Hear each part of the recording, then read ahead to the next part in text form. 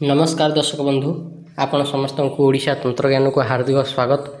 आज वीडियो रे आमे जानिबा गुणी गारेडी केमती शिखिबो सेथिपाई का चारिटी स्वयं सिद्ध साबर मंत्र अछि। आज वीडियो रे गुणी गारेडी शिखिबा मंत्र केतेटा कहिबी। वास्तव रे गुणी गारेडी कहिले लोक भूल अर्थ रे नै जाइछंती, किंतु सत कथा होउची एया जे गुणी गारेडी रो अर्थ लोक कथा रे प्रचलित मंत्र। आमे जदि आम ओडिशार इतिहास को देखिबा एठी अनेक प्रकार लोक कथा, लोक कहानी, लोकगीत, लोक संस्कृति प्रचलित अछि। आदिवासी अंचल रे बण जंगल घेरा तांकर आइज को नेकरी, प्रकृतिर सौंदर्य को नेकरी अनेक प्रकार लोक संस्कृति पर्वपर्वाणी गठित होईछि। प्रत्येक पर्व पछरे कोनसी ना कोनसी देवतांकर पूजा कार्य निहित रहिछि, प्रकृति उपासना निहित रहिछि। से पूजा केतबेले बसुमती मातार तो केतबेले राम लक्ष्मणंकर आउ केतबेले दुर्गा शिवंकर। गुरु गोरखनाथ जेबे समग्र भारत भ्रमण कले तांक द्वारा रचित सरल भाषार मंत्र लोक माने सहजरे मन रखि पारले। किछि किछि क्षेत्र रे गोरखनाथंकर मंत्र अपभ्रंश हवाकू लागिला, किंतु देवी देवतांकर आज्ञा रे मंत्र गुड़िक काम कला। गोरखनाथ जो मंत्र गुड़िक रचना कले से मंत्र गुड़िक साबर मंत्र कहला। कौन कहगला? साबर मंत्र। साबर मंत्र लोक भाषा रे रचित सरल भाषा रे लेखा होइथिबा कारणरू मन रखिया पैंका सहज होला एवं एई मंत्र गुड़िक देवी देवतांको आज्ञा रे चले। आज सेमती चारिटी स्वयं सिद्ध साबर मंत्र देवी एई मंत्र भल काम करे। याको आपण ट्राई करिकि मध्य देखि परिबे। तबे आजिर प्रथम स्वयं सिद्ध साबर मंत्र होची स्वप्न दोष भल करिया पैंका। अनेक दिन तले जड़े सब्सक्राइबर पचार थे कि बारंबार स्वप्न दोष होउची, स्वप्न दोष को बा ब्रह्मस्खलितटा को केमिति रोका जाई पारिबो। सेतेबेले मो पाखरे से भलिया किछि मंत्र नथिला, किंतु धीरे धीरे धीरे धीरे ए मंत्रटा जेबे आसिला याकू जेतेबेले प्रैक्टिकली करागला वास्तव रे मंत्रटा काम कला। आउ मु एई चैनल रे कोनसी याडू साडू मंत्र आनिक दिएनी, जोटा को मु निजे परीक्षा करे, अन्य मानक द्वारा परीक्षा कराए, जोटा सफल हुए ताकू ही आसिकी एठी अपलोड करे आपण मानक पाइका। कारण मोर उद्देश्य होउची आम ओडिया तंत्र परंपराटा बंचिकरी रहू। आगामी समय रे जो पिला आसीबे, आगामी पीढ़ी आसीबे, सेमानक पाइका कम से कम एई ऑथेंटिक मंत्र सब साइता हेकरी रहिताउ। सेमाने भी जानिबा दरकार कि आम पूर्वपुरुष को मंत्र बल रे रोग वैरागरू भल होउथिले, लोकंकर कल्याण करुथिले। तेबे वर्तमान आसीबा मंत्र उपरकू। ए मंत्रटा स्वयं सिद्ध साबर मंत्र, स्वप्न दोष भल करिया पैंका मंत्र। मंत्र होची ओम हरिहर जा तेजे मही नवखंड संसार, जार तेजे प्राणी माने बलियार, मीन केतनक आज्ञा बलु करी मही मंडल रे प्राणीए विचारी, अक्षय ब्रह्म को करुछंती क्षय, एही मंत्र सुमरन्ते हुई अक्षय, स्तंभन न तुटु दंभचय हेउ, स्तंभन रहु रहु बोली कहार आज्ञा, मीन केतनंकर कोटि कोटि आज्ञा। एई मंत्रटी बीर्ज स्तंभन मंत्र मध्य को कहा जाए। जे मानकर कुंडली रे शनि चंद्र आमना सामना रहिकरी दृष्टि विनिमय करथांती, से भली क्षेत्र रे मनुष्यर बीर्ज नाश हुए, तार ब्रह्म क्षय हुए, शरीर क्षीण हुए। से भली क्षेत्र रे प्रत्येक दिन सकाळ उठिबा मात्रे सेज उपरे बसिकरी एई मंत्र सात थर जप करले कदापि स्वप्न दोष हेबो नाही, मनुष्यर ब्रह्म स्खलन हेबनी, ब्रह्म स्तंभित ही रहिबो। एटा स्वयं सिद्ध साबर मंत्र, याकू सिद्ध करिवार आवश्यकता नाही। एबे जिबा नेक्स्ट मंत्र पाखकू। आ गोटे स्वयं सिद्ध मंत्र होची रका झाड़िबा पई मंत्र। अनेक समय रे गोड़ रे हाथ रे पिठी रे पवन अटकी जाए किंबा रका पसी जाए, भारी दरज हुए, थरे रका पसिले देह भीषण पीड़ा हुए। से भलिया क्षेत्र रे मंत्र माध्यम रे रका झाड़िबा प्रयोग कले रका उड़ी जाए। मंत्र कौन?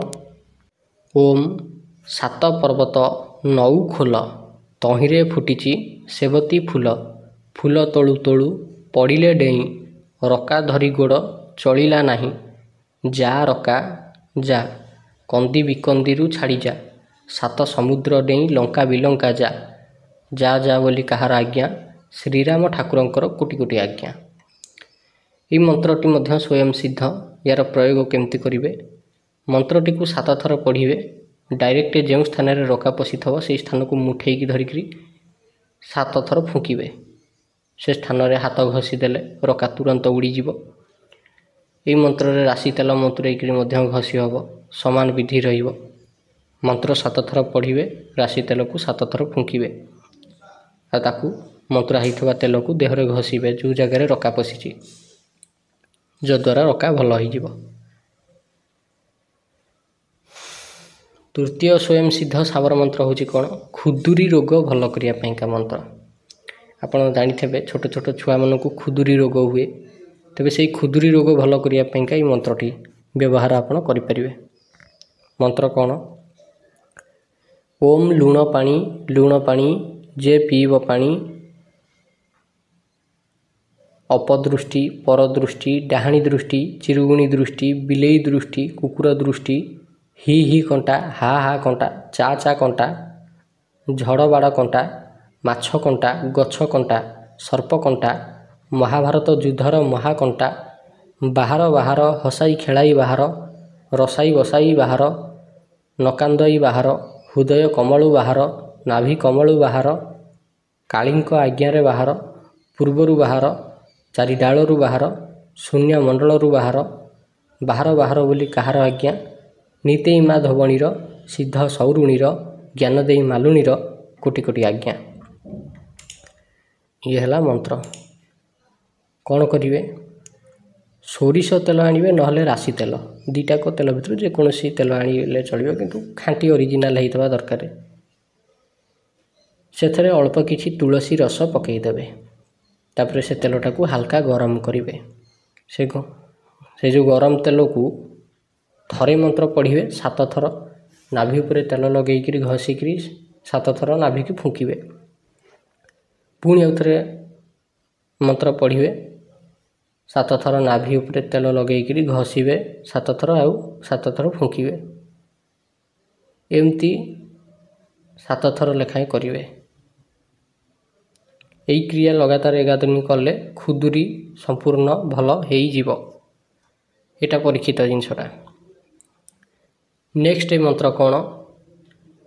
ଚତୁର୍ଥ ମନ୍ତ୍ର ହେଉଛି କୃଷି କ୍ଷେତ୍ରରେ ବହୁତ ଫଳ ହେବା ପାଇଁ ମନ୍ତ୍ର। ଆପଣମାନଙ୍କ ଭିତରେ ଅନେକ କୃଷି ଭାଇମାନେ ଥିବେ ଯେଉଁମାନେ ଚାଷବାସ କରୁଥିବେ। ସେମାନେ ଦେଖୁଥିବେ କି ଅନ୍ୟମାନଙ୍କ କ୍ଷେତ୍ରରେ ଅନେକ ଫଳ ଫଳୁଛି, କିନ୍ତୁ ତାଙ୍କ କ୍ଷେତ୍ରରେ ଫଳ ଫଳୁନାହିଁ। କୌଣସି ପ୍ରକାରର କିଛି ଅସୁବିଧା ଅଛି କି କ'ଣ, ଏହା ଭାବିକି ସେମାନେ ବହୁତ ଦୁଃଖୀ ହେଇଯାଆନ୍ତି। ତ ତାଙ୍କ ପାଇଁକା ଏଇଟା ଗୋଟେ ଭଲ ପରୀକ୍ଷିତ ମନ୍ତ୍ର। ୟାକୁ ବ୍ୟବହାର କରିବା ଦ୍ୱାରା କ୍ଷେତରେ ବହୁତ ଫଳ ହୁଏ। କ'ଣ ମନ୍ତ୍ର? ଓମ୍ ପାଣି ତ ପାଣି ଗଙ୍ଗା ଗୟାର ପାଣି ଆହୁରି କୋଟି ରତ୍ନ ସିଂହାସନ ପାଣି ଗରୁଡ଼ ପକ୍ଷର ପାଣି ବ୍ରହ୍ମାଙ୍କ କମଣ୍ଡଳୁ ପାଣି ଈଶ୍ୱରଙ୍କ ପିନାକ ଧନୁର ପାଣି ଅର୍ଜୁନ ଗାଣ୍ଡିବ ଧନୁର ପାଣି ନିରଞ୍ଜନ ହୃଦୟ ପାଣି ରାଧିକା କାଖ କୁମ୍ଭ ପାଣି ଏତେ ପାଣି କଷି ଥରେ ଦେଲି ଆଣି ଆଖୁ କାକୁଡ଼ି ସାରୁ ବାଇଗଣ କପା ଧାନ ଏତେ ଠାରେ ଫଳ ହୋ କଷି ହୋ ରସ ହୋ କାହାର ଆଜ୍ଞା ନିରଞ୍ଜନ ଠାକୁରଙ୍କର କୋଟି କୋଟି ଆଜ୍ଞା। ଇଏ ହେଲା ମନ୍ତ୍ର। କ'ଣ କରିବେ? ମଙ୍ଗଳବାର ଦିନ ନଚେତ ଶନିବାର ଦିନ ଗୋଟିଏ ନୂଆ କଳସୀରେ ପାଣି ଆଣିବେ। ସୂର୍ଯ୍ୟୋଦୟ ସମୟରେ କେଉଁଠୁ? ଅତୁଠରୁ ପାଣି ଆଣିବେ। ଗୋଟାଏ ହାତରେ ପାଣି ଆଣିବେ। ଆଣିକିରି ଏଇ ମନ୍ତ୍ର ଥରେ ପଢ଼ିକିରି 3 ଥର ଫୁଙ୍କିବେ।